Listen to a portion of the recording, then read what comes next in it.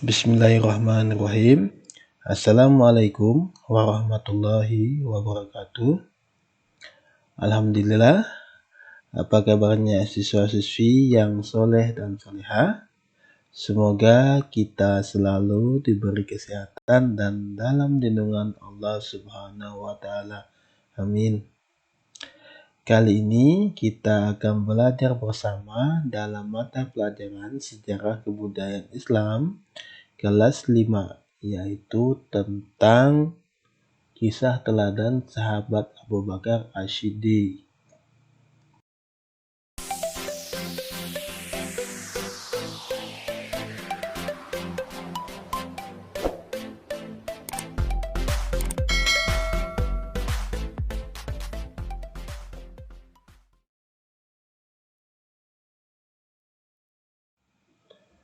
Baiklah anak-anak, sebelum kita belajar, marilah kita berdoa bersama.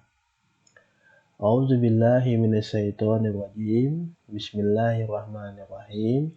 Raditu billahi robba wa bil islami dina wa bi muhammadin nabiyya wa rasulah.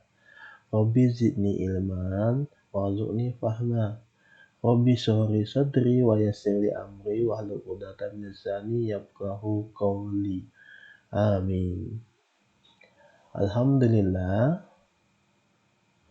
pada pertemuan sebelumnya kita sudah mempelajari tentang riwayat hidup Abu Bakar Ash-Shiddiq.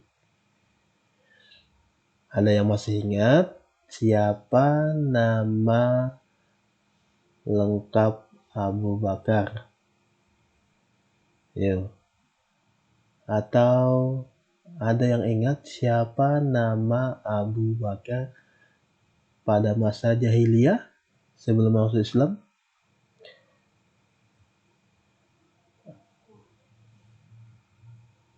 Dan mengapa Abu Bakar diberi gelar Ash-Shiddiq oleh Rasulullah? Ayo. Nah,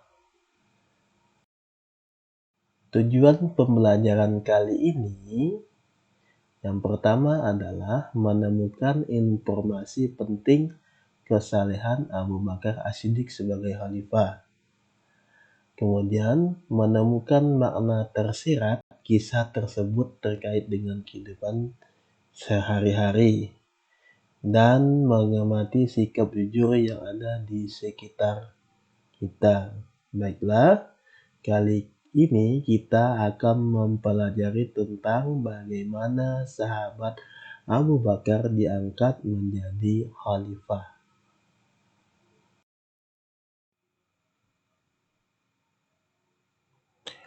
Sahabat Abu Bakar dipilih menjadi khalifah menggantikan Rasulullah Shallallahu Alaihi Wasallam oleh mayoritas sahabat. Proses pemilihan diawali dengan musyawarah di Syakifah Bani Sa'idah. Pada waktu itu, sahabat dari kaum Ansar dan kaum Muhajirin berkumpul untuk menentukan khalifah. Baik sahabat dari Ansar maupun Muhajirin mengemukakan pendapatnya dan merasa paling berhak menjadi khalifah. Abu Bakar menengahi perbedaan pendapat tersebut dan mencalonkan sahabat Umar bin Khattab dan Abu Ubadah bin Jarrah. Namun, keduanya tidak bersedia dicalonkan.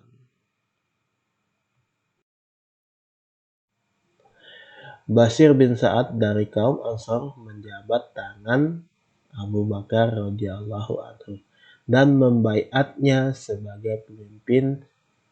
Baiat ini kemudian diikuti oleh para sahabat yang hadir. Baiat inilah yang kemudian dikenal dengan baiat Syakifah atau baiat di balai pertemuan. Saat diangkat khalifah, sahabat Abu Bakar berusia 61 tahun.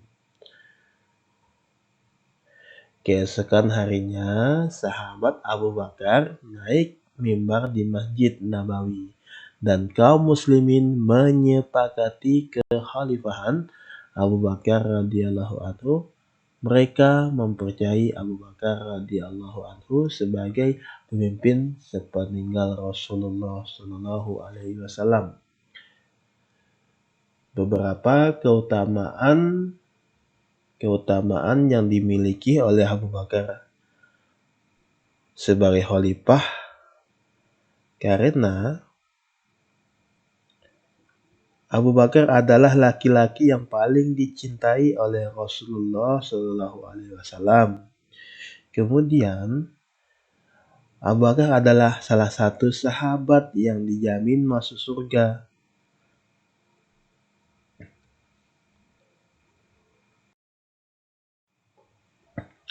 Setelah diangkat menjadi khalifah, beliau berpidato di depan kaum muslimin.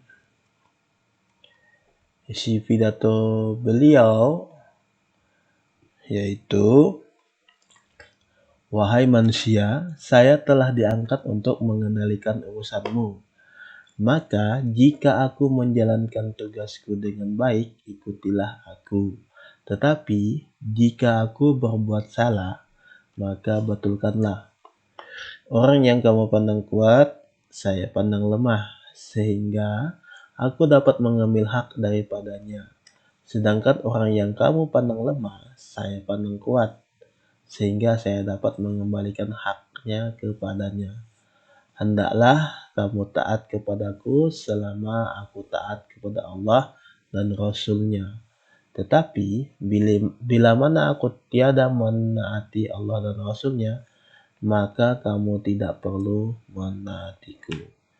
Itulah potongan pidato ketika Khalifah Abu Bakar diangkat menjadi khalifah.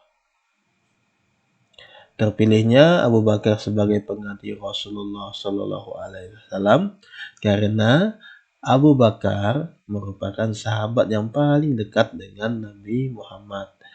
Beliau begitu setia mendampingi perjuangan Rasulullah Shallallahu Alaihi Wasallam dalam menyebarluaskan agama Islam. Beliau tidak pernah sekalipun berkhianat, meskipun Rasulullah Shallallahu Alaihi Wasallam berada dalam kesulitan maupun kesusahan. Seumur hidupnya banyak dihabiskan bersama Rasulullah. Abu Bakar merupakan orang yang pertama kali masuk Islam di kalangan para sahabat Rasulullah. Beliau senantiasa mempercayai apapun yang diajarkan oleh Rasulullah. Bahkan, dialah seorang yang pertama kali mempercayai dan membenarkan kisah Isra Mi'raj yang diceritakan oleh Rasulullah tanpa adanya keraguan, sehingga Abu Bakar diberi gelar oleh Rasulullah dengan gelar Asy-Siddiq, artinya membenarkan.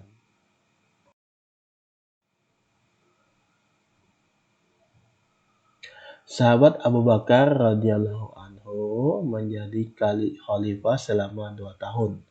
Beliau mengalami sakit yang cukup parah pada tanggal 21 Jumadil Akhir 13 Hijriah atau bertepatan dengan 23 Agustus 634 Masehi. Beliau meninggal dunia pada usia 63 tahun. Khalifah Abu Bakar radhiyallahu anhu dikenal dengan sahabat yang jujur, sangat teguh membela kebenaran, mempunyai prinsip yang kuat, adil dan bijaksana, serta dermawan. Sebagai khalifah dalam memutuskan perkara, sahabat Abu Bakar melakukan musyawarah dengan para sahabat lainnya. Baiklah anak-anak, sekarang kita mempelajari tentang prestasi yang diraih oleh sahabat Abu Bakar radhiyallahu anhu selama menjadi khalifah. Apa saja? Yang pertama, menertibkan gerakan kaum murtad yang keluar dari Islam. Nah, kebanyakan orang-orang yang murtad adalah mereka yang imannya masih lemah atau mereka yang baru masuk Islam. Mereka hanya taat dan patuh selama Rasulullah Shallallahu Alaihi Wasallam masih hidup.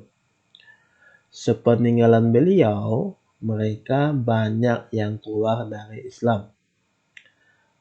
Khalifah Abu Bakar mengingatkan mereka agar kembali ke jalan yang benar. Namun, mereka membangkang. Oleh karena itu, Khalifah Abu Bakar pun melumpuhkan gerakan mereka agar tidak merusak persatuan umat Islam. Yang kedua, prestasinya adalah menertibkan orang-orang yang tidak mau membayar zakat. Nah, sepeninggalan Rasulullah ini, sebagian kaum muslimin ada yang enggan membayar zakat di samping karena mereka imannya belum kuat, juga disebabkan oleh pemahaman yang salah terhadap zakat.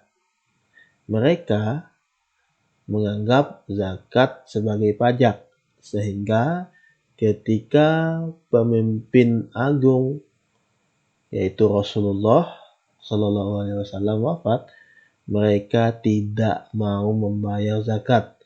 Sudah tidak ada lagi pajak setelah Rasulullah wafat. Padahal dalam Islam zakat bukanlah pajak.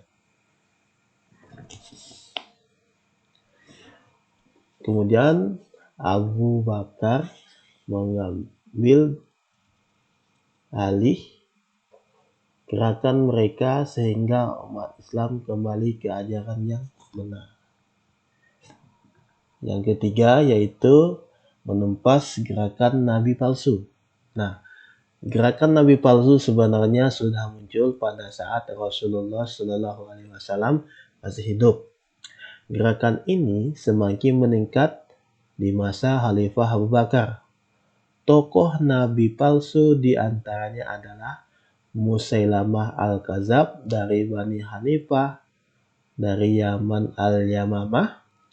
Tokoh lain yang mengaku menjadi nabi adalah Al-Aswad Al-Ansi di Yaman dan Tuhailah ibnu Khuwailid dari Bani As'ad. Di antara pengikut nabi-nabi palsu tersebut banyak yang mengetahui kepalsuan dan kesesatan nabi-nabi palsu. Tetapi mereka mau mendukung karena mereka tidak ingin dipimpin oleh suku Quraisy. Khalifah Abu Bakar tidak tinggal diam. Ia menumpas gerakan nabi palsu untuk menyelamatkan umat Islam dari kekufuran. Nabi Muhammad SAW adalah nabi terakhir. Tidak ada nabi setelah Nabi Muhammad.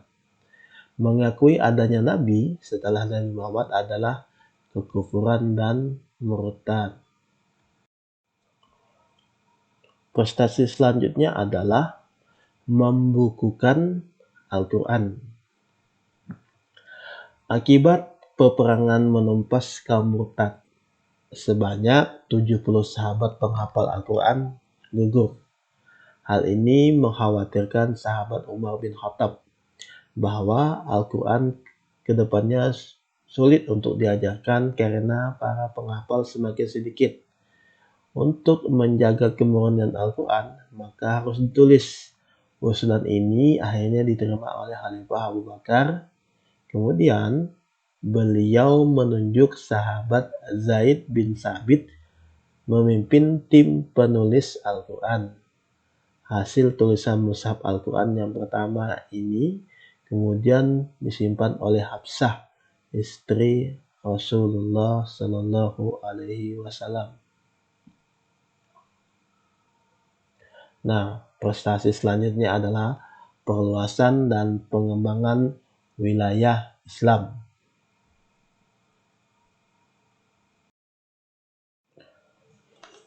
Nah, anak-anak, kita telah mempelajari tentang prestasi dari sahabat Abu Bakar As-Siddiq ketika menjadi khalifah. Dan sekarang kita mempelajari tentang keteladanan sahabat Abu Bakar As-Siddiq. Yang pertama adalah beliau memiliki sikap rendah hati. Nah, kita lihat pada pidatonya tadi ketika beliau diangkat menjadi khalifah. Beliau menunjukkan sikap yang rendah hati. Kemudian beliau adalah seorang yang dermawan dan sederhana. Kedermawanan beliau ini sudah tidak diragukan lagi. Beliau sering menyedekahkan harta bendanya untuk orang yang membutuhkan. Beliau jugalah yang memerdekakan Bilal bin Rabah dari majikannya. Kemudian Abu Bakar dikenal dengan seorang yang memiliki sikap lemah lembut dan kasih sayang. Sifat lemah lembutnya dapat dilihat setelah terjadinya pertempuran Badar. Masih ingat? Nah, Abu Bakar ini memiliki sikap yang suka minta maaf. Suatu ketika Abu Bakar berselisih dengan seorang sahabat yang bernama Rabi'ah. Secara tidak sadar Abu Bakar mengeluarkan kata-kata yang tidak pantas sehingga menyebabkan Rabi'ah tersinggung. Setelah Abu Bakar menyadari kesalahannya, ia segera minta maaf kepada Rabi'ah. Abu Bakar memohon kepada Rabi'ah agar tidak membalas dengan melakukan kata-kata seperti yang telah diucapkannya. Nah, sikap ini harus kita teladani bersama, ya. Kita harus suka meminta maaf kalau kita melakukan kesalahan. Abu Bakar juga dikenal dengan sikap yang adil dan bijaksana. Kemudian Abu Bakar juga memiliki sifat amanah, suka bermusyawarah, setia dan cinta terhadap Rasulullah, kemudian tegas dan pemberani, serta berjiwa tenang.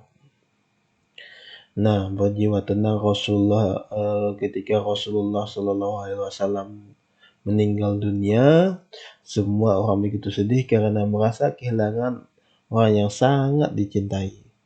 Bahkan Umar bin Khattab sangat marah sambil menghunuskan pedangnya ketika ada orang yang beri kabar bahwa Rasulullah SAW. Tetapi Abu Bakar ini sangat tenang. Beliau menenangkan Umar bin Khattab dan meyakinkan bahwa Rasulullah telah wafat. Alhamdulillah, kita tadi telah mempelajari tentang bagaimana sahabat Abu Bakar diangkat menjadi khalifah. Apa saja prestasi dari sahabat Abu Bakar ketika menjadi khalifah, serta sifat dan keteladanan dari seorang Abu Bakar As-Siddiq. Setelah mengetahui tentang sifat-sifat keteladanan yang dimiliki oleh Khalifah Abu Bakar As-Siddiq, apa yang dapat kamu terapkan dari sifat-sifat tersebut jika dirimu menjadi seorang pemimpin? Itulah karakter seorang pemimpin dalam Islam yang dicontohkan oleh sahabat Rasulullah yaitu Abu Bakar As-Siddiq. Semoga kita dapat meneladani beliau. Amin. Cukup sekian pembelajaran kita kali ini. Insyaallah kita sambung pada pertemuan berikutnya. Mudah-mudahan memberikan berkah, mendatangkan pahala. Amin. selalu jaga kesehatan, dan Assalamualaikum warahmatullahi wabarakatuh.